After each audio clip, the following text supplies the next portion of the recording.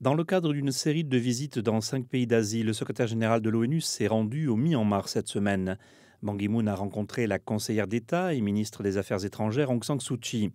Il a félicité le nouveau gouvernement du Myanmar pour sa poursuite du dialogue, de la coopération et de la réconciliation, malgré les défis à venir. Les mesures que vous avez prises en faveur de la paix et de la réconciliation nationale devront être encore renforcées, élargies et consolidées. Je vous assure que les Nations Unies continueront à travailler de manière constructive avec vous, alors que vous réalisez des avancées dans les domaines de la paix, de la prospérité et des droits de l'homme. À New York, un nouveau rapport présenté au Conseil de sécurité a révélé que des produits chimiques toxiques ont été utilisés comme armes en Syrie. Le rapport fait suite à une enquête de 2 ans par un groupe d'experts mandaté par le Conseil.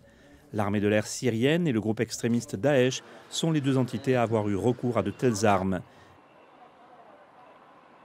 Nous ne pouvons pas laisser les armes chimiques devenir la norme de ce conflit inqualifiable en Syrie ou ailleurs.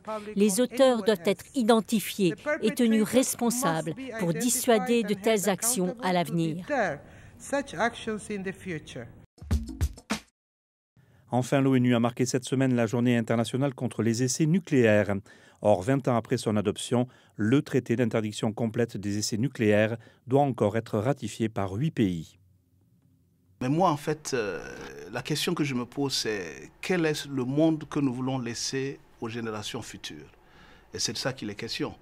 Est-ce que nous voulons un monde où nous repartons au XXe siècle, dans une guerre froide ou une guerre de tranchées, ou un esprit, en fait, où les belligérants sont là juste pour s'accuser ou s'attaquer, où nous préparons un monde de paix pour nous-mêmes d'abord et pour les générations futures. Si nous arrivons à donner une réponse à cette question, le problème est simple. Donc il faut de l'action, une volonté politique et de l'action.